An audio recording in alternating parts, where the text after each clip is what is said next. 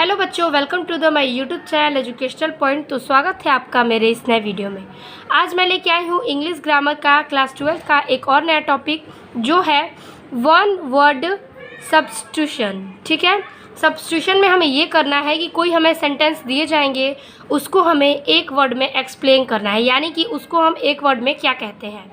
जैसे कि हम हिंदी में करते हैं कि कोई एक वाक्य होता है जिसे हमें इस लाइन को एक वाक्य में डिनोट करना पड़ता है, ठीक उसी तरह हमें वन वर्ड सब्स्टिट्यूशन में यही करना है। तो जैसे जैसे मैं एक एक आपको लाइन बताते जाऊंगी, उसका आंसर भी बताते जाऊंगी, और ये बहुत ही इम्पॉर्टेंट है। और ये 10 नंबर यानी 5 क्वेश्चन पूछे जाते हैं 2-2 नंबर के, यानी 2 नंबर का इसमें का एक सवाल पूछा जाता है।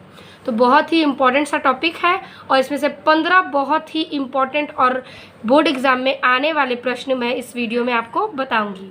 तो देखिए, पहला सेंटेंस हमने लिखा है कि the life history of a man written by himself, यानी कि किसी व्यक्ति की ज़िंदगी का इतिहास जिसे उसने खुद लिखा हो, उसे क्या कहा जाता है।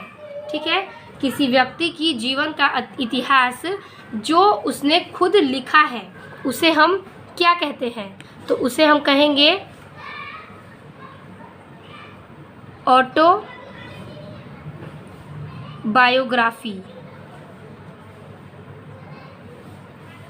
जिसे हम हिंदी में आत्मकथा कहते हैं, आत्मकथा। ठीक है, तो वही कह रहा है कि ये the life history of a man written by himself, किसी व्यक्ति के जीवन का इतिहास जिसने अपने इतिहास को खुद लिखा, उसे हम ऑटोबायोग्राफी यानी आत्मकथा कहते हैं। अब दूसरा सेंटेंस है हमारा इसी प्रकार से कि a person who believes that there is no god, एक व्यक्ति जो मानवता को, यानी कि जो व्यक्ति, ऐसी व्यक्ति को बताइए जिसके नाम कि जो ईश्वर को नहीं मानता, ऐसा कौन है। तो उसको हम हिंदी में नास्तिक कहते हैं, और इंग्लिश में उसका आंसर हो जाएगा अथेइस्ट, अथेइस्ट, यानी कि उसे हम नास्तिक कहते हैं, जो ईश्वर को नहीं मानता। फिर उसी प्रकार से हमारा तीसरा सेंटेंस है कि a person who does something not professionally but for pleaser. ठीक है, ए person who does something not professionally but for pleaser, एक व्यक्ति जो पेशेवर तौर पर नहीं बल्कि आनंद के लिए कुछ करता है। वह व्यक्ति जो पेशेवर के लिए नहीं बल्कि अपनी मन की शांति के लिए, आनंद के लिए करता है, उसे हम हिंदी में शौकिया कहते हैं, और इंग्लिश में अमेच्योर, यानी कि शौकिया।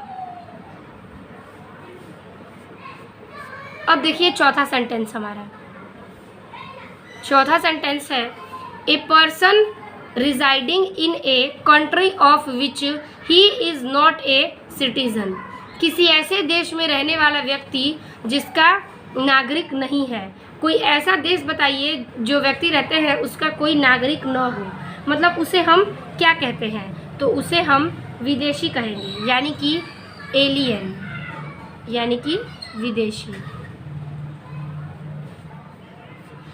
अब हमारा पांचवा सेंटेंस है कि that does not bear the name of the writer,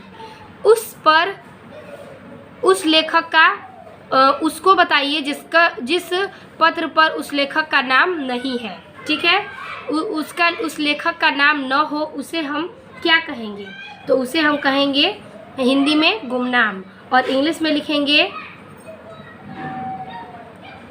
anonymous, anonymous, यानी कि गुमनाम, जिसका नाम न हो।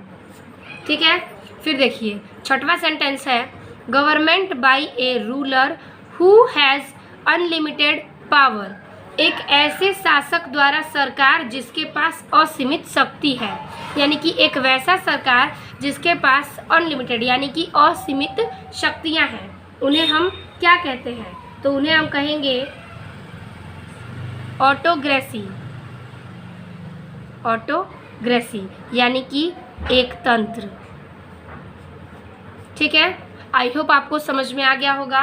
अब देखिए सेंटेंस है हमारा सातवां सेंटेंस कह रहा है कि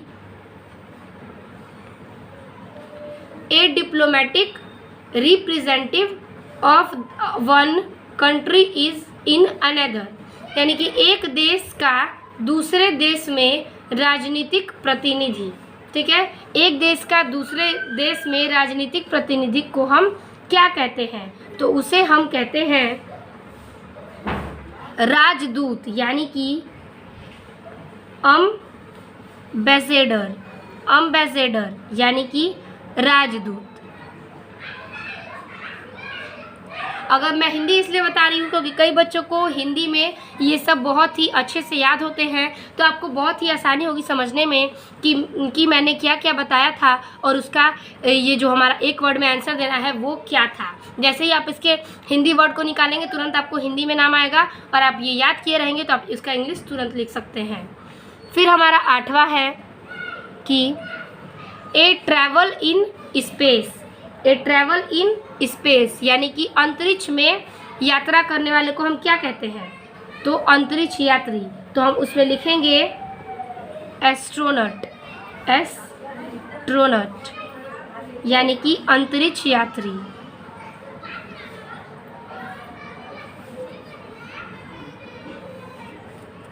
फिर 9वां सेंटेंस है एन असेंबली ऑफ लिस्टेनर, यानी कि श्रोताओं की एक सभा को हम क्या कहते हैं? श्रोताओं की एक सभा को हम कहेंगे श्रोता, यानी कि ऑडियंस को हम हिंदी में श्रोता कहते हैं। तो 9 सेंटेंस हमारा समाप्त हो गया। अब हम चलेंगे अपने 10वें सेंटेंस पे।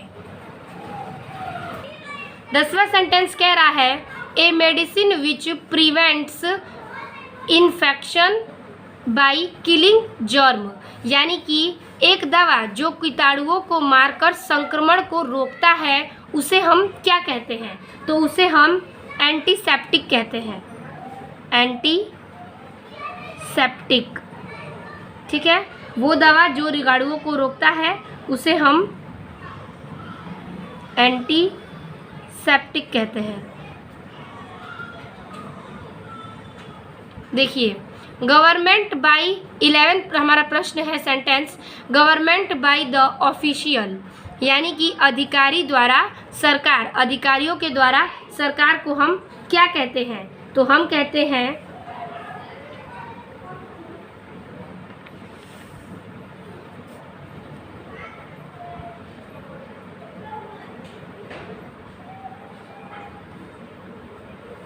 ब्यूरोक्रेसी, यानी कि ब्यूरोक्रेसी का हम इसमें सेंटेंस बनाएंगे, यानी कि गवर्नमेंट अधिकारियों के द्वारा सरकार को हम ब्यूरोक्रेसी कहते हैं, जिसका हिंदी हो जाएगा नौकाशाही।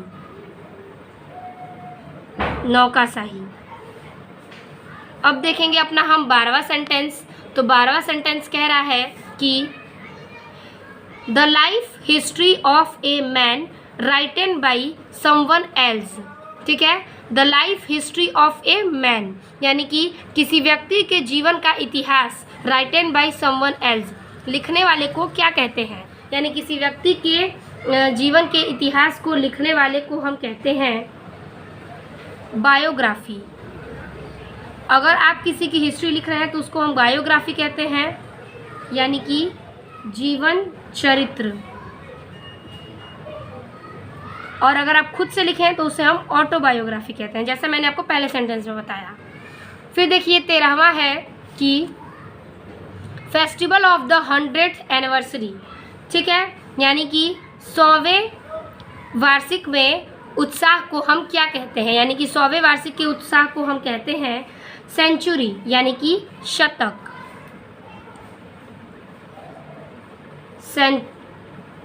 सेंचुरी यानी कि शतक।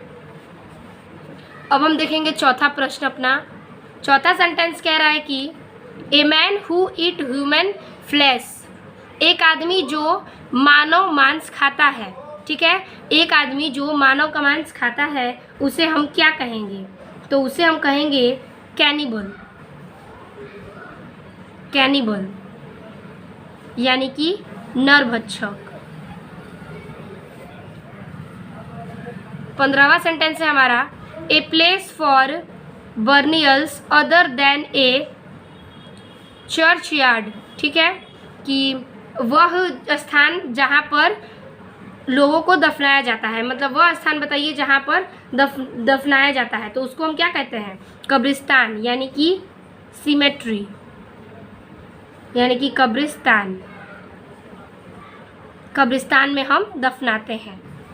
तो हिंदी के साथ मैंने आपका ये वन वर्ड सब्स्टिट्यूशन समाप्त किया। आई होप आपको वीडियो अच्छी लगी होगी। इसी तरह की वीडियो अगर आपको अपलोड करानी है तो आप कमेंट में लिख दें आपको वीडियो कैसी लगी। अगर वीडियो अच्छी लगी हो तो अपने दोस्तों को शेयर करें। मिलते हैं आपसे अगले वीडियो में, तब तक के लिए धन्यवाद।